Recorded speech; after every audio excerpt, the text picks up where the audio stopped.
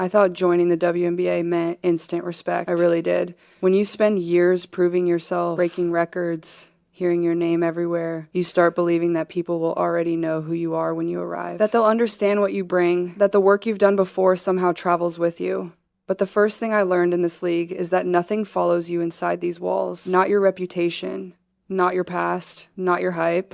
The moment I stepped into my first real practice, I could feel it. Not hostility, not anger, something quieter, heavier.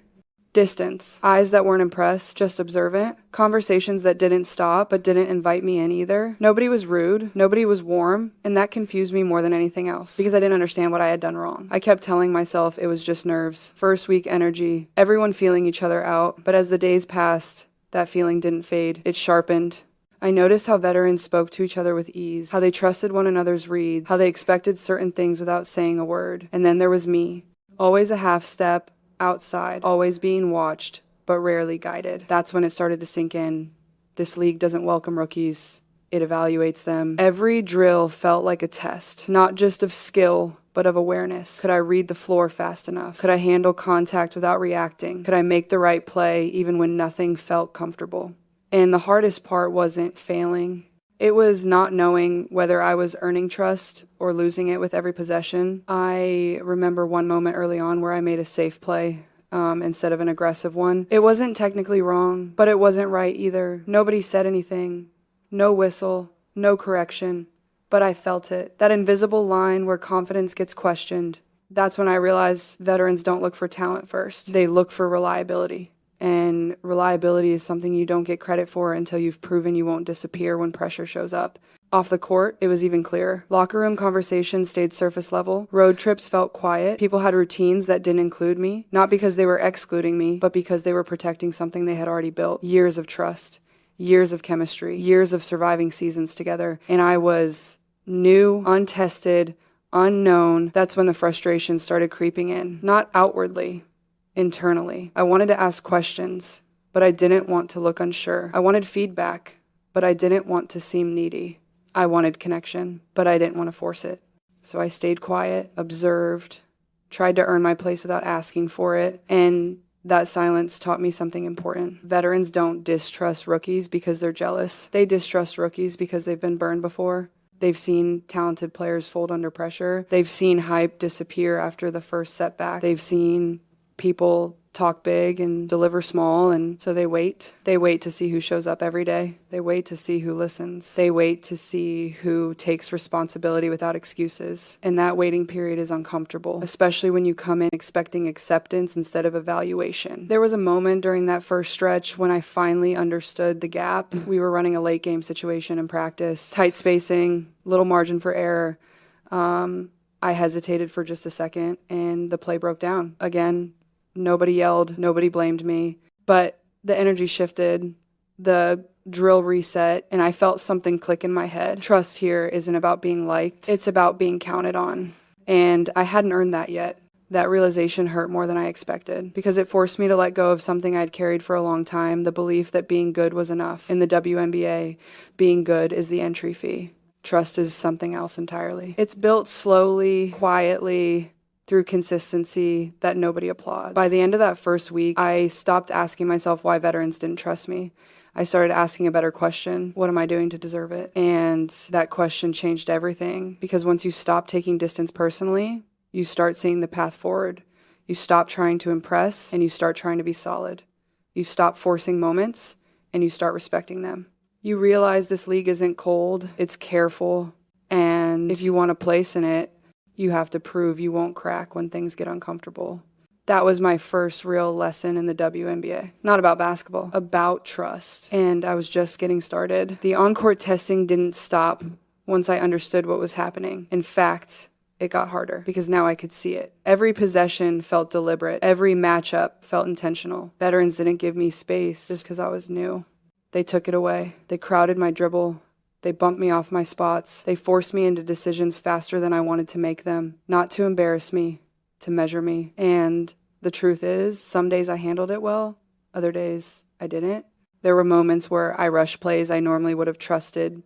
Moments where I passed up shots I should have taken simply because I didn't want to make the wrong decision in front of people who were still deciding who I was. That kind of pressure is quiet, but it's constant. It lives in your chest. It makes you overthink the simplest reads. And once that starts, the game feels heavier than it ever has before. I remember one practice in particular where everything went wrong in small ways. A missed rotation, a late pass, a defensive breakdown that started with me. Nothing catastrophic, nothing dramatic, but enough. Enough to feel the shift, enough to feel trust, pause, instead of grow. No one pulled me aside. No one raised their voice. And somehow, that was worse. Because silence here isn't comfort, it's distance. After practice, I sat alone, replaying those moments over and over. I wasn't angry. I wasn't frustrated with anyone else. I was frustrated with myself because I knew better. I knew what the right play was. I just hadn't executed it when it mattered. And in this league, that's the line between being promising and being dependable. That's when doubt crept back in, not the loud kind, the quiet kind that asks dangerous questions. What if this is who I am here? What if the game really is moving too fast? What if they're right to hesitate trusting me? I didn't say any of it out loud. I showed up the next day the same way I always did, head down, focused, working. But inside, I was carrying the weight of knowing that one more slip could change how I was seen. Veterans don't announce when they're watching you. They just stop adjusting for you. They stop covering your mistakes. They let the game expose you. And that's when you learn the difference between being supported and being evaluated. I started realizing that trust in the WNBA isn't emotional, it's practical.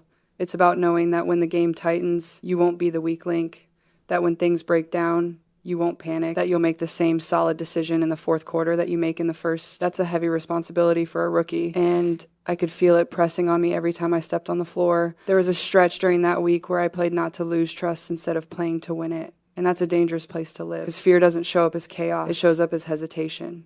And hesitation is everything this league punishes. That was the moment I realized something else no one ever tells you. Veterans don't trust rookies who are afraid to fail. They trust rookies who can fail and respond. And I hadn't shown that yet. Not clearly enough. I went home that night knowing I was standing at a crossroads. I could keep playing careful, hoping not to mess up. Or I could accept that mistakes were part of the process and show them that even when I stumbled, I wouldn't disappear.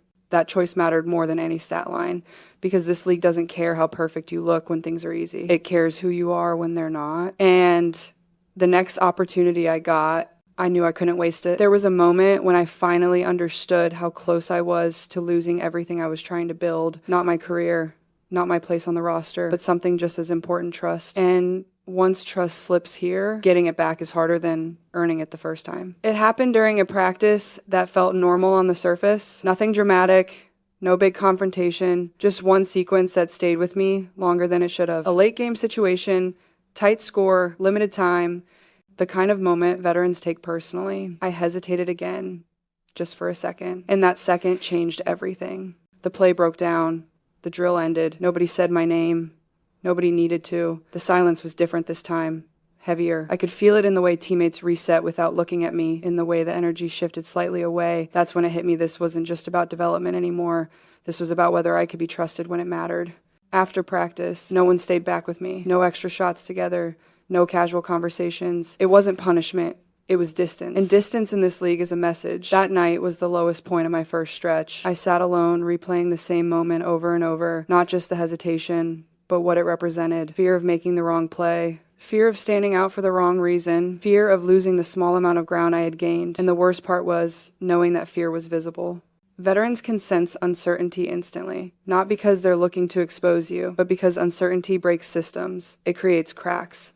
And in a league where every possession matters, cracks don't get ignored. For the first time since arriving, I questioned whether I was approaching this the right way at all. I'd been trying so hard not to mess up that I stopped playing like myself. I was reacting instead of trusting, surviving instead of competing. And in doing that, I was becoming exactly what veterans don't trust: someone who shrinks under pressure. That realization hurt, because it meant the problem wasn't the league, it wasn't the veterans, it wasn't the system, it was me. Or more accurately, how I was responding to being uncomfortable. There was a long pause in my journey that night, not quitting, not breaking down, just sitting with the truth, accepting that if I kept playing this way, I wouldn't earn trust, I'd slowly lose it. And that's when I made a decision that changed everything. I stopped trying to be safe. I decided that if I was going to fail, I would fail being aggressive. If I was going to make mistakes, they would come from confidence, not fear. Because the one thing veterans respect more than perfection is courage. The willingness to take responsibility when the moment is heavy. That night didn't fix anything immediately, but it reset something inside me. Because sometimes you don't grow when things go wrong. You grow when you finally stop running from them. And the next time I stepped on the court, I wasn't just playing to survive. I was playing to show who I really was. The difference wasn't loud. It wasn't immediate. Nobody announced that things had changed. But from the very first practice after that night, I felt something inside me settle. Not confidence, clarity. I stopped playing to avoid mistakes and started playing to make decisions. Fast ones, honest ones. Even when they didn't work out perfectly, the game began to slow down again. Not because the league got easier, but because I stopped fighting the pace. I trusted my reads. I cut harder. I spoke up on defense even when my voice felt small. I stopped waiting to be invited into the system and started acting like I belonged in it. And that's when the response around me changed. Veterans didn't suddenly become warm or expressive. That's not how this league works. But I noticed subtle things. A nod after a tough possession. A quick word during a dead ball. A teammate trusting me with the ball instead of swinging it away. These moments were quiet, but they meant more than praise ever could. I learned that veterans don't reward effort, they reward consistency. Showing up once doesn't matter here. Showing up every day does. Doing the right thing when nobody's watching matters more than doing something impressive when everyone is. There was a moment in practice where I made a mistake, a real one. Missed rotation, easy basket given up. And instead of shrinking, I called it out myself, took responsibility, reset. And we moved on. No pause, no tension, just basketball. That's when I realized something important. Trust doesn't grow when you're perfect. It grows when you're accountable. From that point on, I focused on being predictable in the best way possible, making the right read, running the floor, being where I was supposed to be, not forcing moments that weren't there, not disappearing when pressure showed up. Veterans don't need you to be special. They need you to be solid. Slowly, the space around me felt different. The distance wasn't gone, but it wasn't cold anymore. It felt intentional, like I was being included in something that had rules I was finally learning how to follow. I also stopped taking silence personally. I understood that in this league, silence often means trust is growing, not shrinking. Veterans talk when something's wrong. When they stop correcting every move you make, it's because they believe you'll figure it out. That realization changed how I carried myself. I stopped searching faces for approval. I stopped replaying every possession in my head. I focused on the work in front of me. And in doing that, I became someone others could rely on. The adjustment wasn't about changing who I was. It was about sharpening it. I wasn't louder. I wasn't flashier. I was steadier. And in a league built on precision and pressure, steadiness earns respect faster than anything else. By the end of that stretch, I wasn't fully trusted yet, but I was no longer questioned. And that's a massive shift in a league where everything is earned inch by inch. I finally understood the truth. Veterans don't trust rookies who demand space. They trust rookies who learn how to fit into it. And once I accepted that, the hardest part of my rookie journey was behind me. By the time I noticed trust had finally started to settle in, it didn't feel dramatic at all. There was no announcement, no moment where everything suddenly clicked. It showed up in the smallest ways. A veteran pointing instead of explaining. A look that said, "You've got it." The ball coming back to me in moments when it mattered. Responsibility increasing without anyone saying a word. That's when I understood something I wish every rookie knew before stepping into this league. Veterans don't test you because they want you to fail. They test you because they need to know you won't. This game is their livelihood, their years, their bodies, their pride. Trusting someone new isn't emotional for them. It's practical. If you break a system, everyone pays for it. And once I stopped seeing their distance as rejection and started seeing it as protection, everything made sense. I wasn't being pushed out. I was being measured. And when I finally showed that I could handle pressure without shrinking, that I could own mistakes without hiding, that I could be relied on without needing reassurance, the space around me changed. Not warmer, stronger, more solid. I earned my place not by demanding it, but by respecting what came before me. Looking back now, I'm grateful the league didn't trust me right away because blind trust would have lied to me. It would have told me I was ready before I actually was. The resistance forced me to grow faster, think deeper, and mature beyond just skill.